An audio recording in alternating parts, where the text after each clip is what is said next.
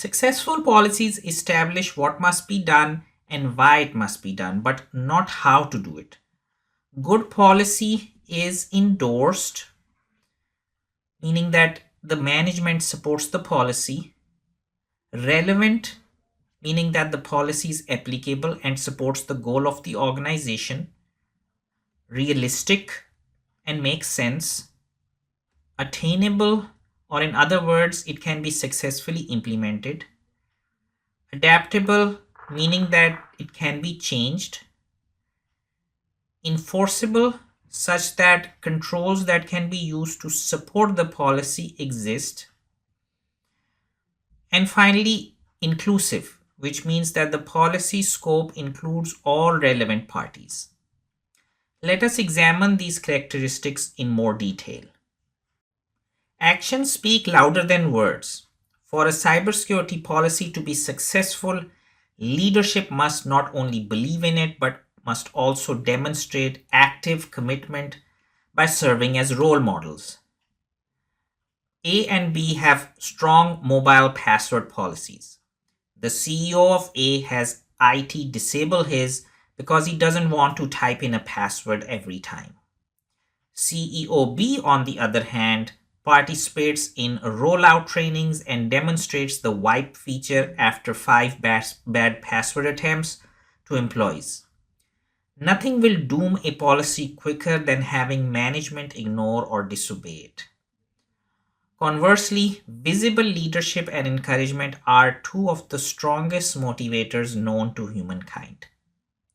The Equifax breach is a real-world example where the company had excellent policies that even extended to other countries, but they didn't follow them. Strategically, the cybersecurity policy must support the goals of the organization. Tactically, it must be relevant to those who must comply.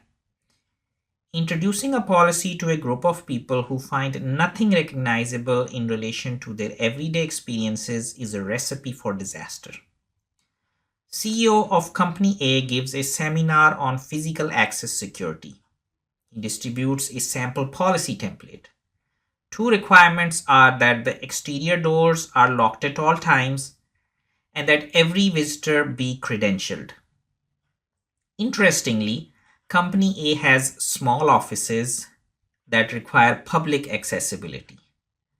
When the policy is distributed, the employees immediately recognize that the CEO does not have a clue about how they operate.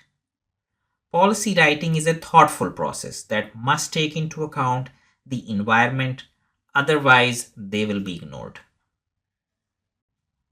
Think back to your childhood, to a time you were forced to follow a rule you did not think made any sense. The most famous defense most of us were given by our parents in response to our protests was because I said so. Frustrating, right? Consider this situation. Company A discovers that users are writing down their passwords on sticky notes. This discovery is of concern because multiple users share the same workstation. In response, management decides to implement a policy that prohibits employees from writing down their passwords. It turns out each user uses at least 6 different apps, each with a separate login. Passwords change every 90 days. How do you think this policy would be received? Policy must reflect the reality of the environment in which they will be implemented. A better approach would be to make employees aware of the dangers of writing down their passwords and, most importantly, provide alternative strategies to remember the passwords. Policies should be attainable and should not require impossible tasks and requirements for success. A policy should provide a clear path for success. To contain the costs and enhance tracking, Company A adopts a procurement policy requiring purchase orders be sent electronically to suppliers.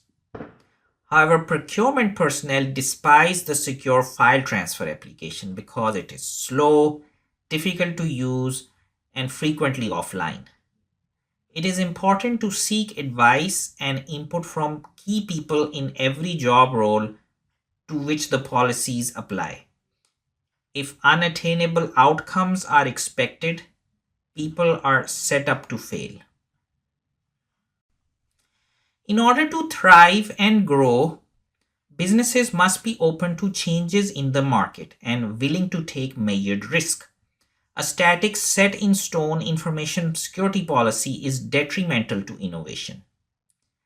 Company A and Company B are in a race to get their mobile app to market.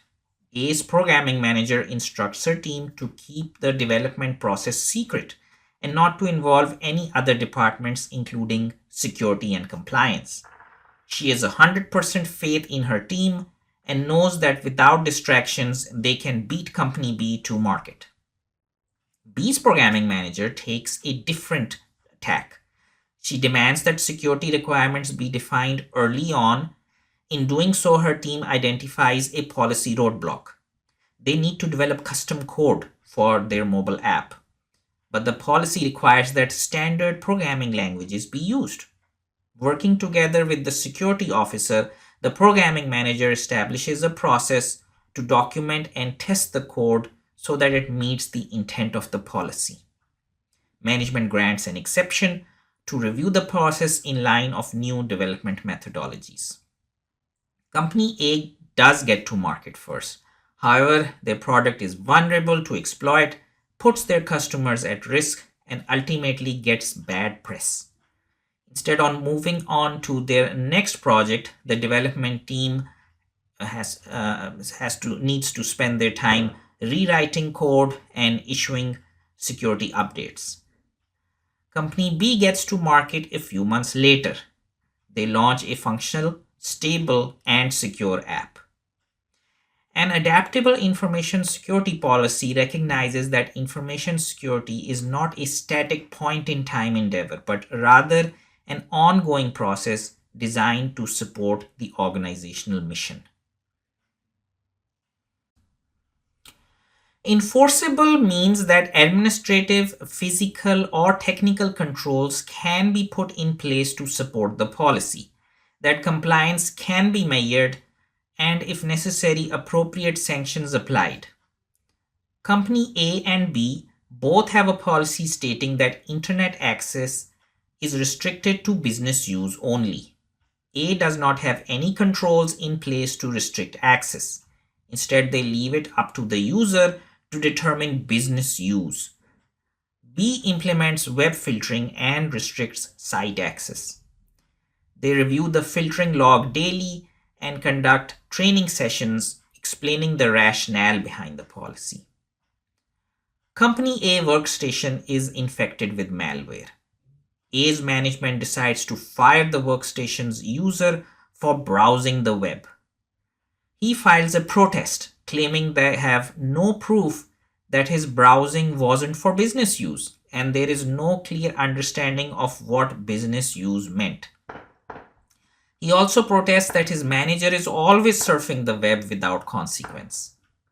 Company B's workstation is also affected with malware. The user suspects something is wrong when multiple windows start opening while she's at a business use website. She immediately reports the suspicious activity. Her workstation is immediately quarantined. The logs substantiate her claim that the access was inadvertent. The user is publicly thanked for reporting the incident. If a rule is broken and there is no consequence, then the rule is in effect meaningless. However, there must be a fair way to determine if a policy was violated, which includes evaluating the organizational support of the policy. A clear and consistent process should be in place so that all similar violations are treated in the same manner. It is important to include external parties in our policy thought process. It used to be that organizations only had to be concerned about information and systems housed within their walls. This is no longer the case. Data is now widely and globally distributed. Organizations that choose to put information in the cloud may face the additional challenge of having to evaluate vendor controls across systems in multiple locations. An information security policy must take into account organizational objectives, international law, the cultural norms of its employees, business partners, suppliers, and customers, environmental impact, and global cyber threats. The objective of an information security policy and corresponding program is to protect the organization, its employees, its customers, and also vendors and partners from harm resulting from intentional or accidental damage, misuse, or disclosure of information. It is important to implement policies that are endorsed, relevant, realistic, attainable, adaptable, enforceable, and inclusive.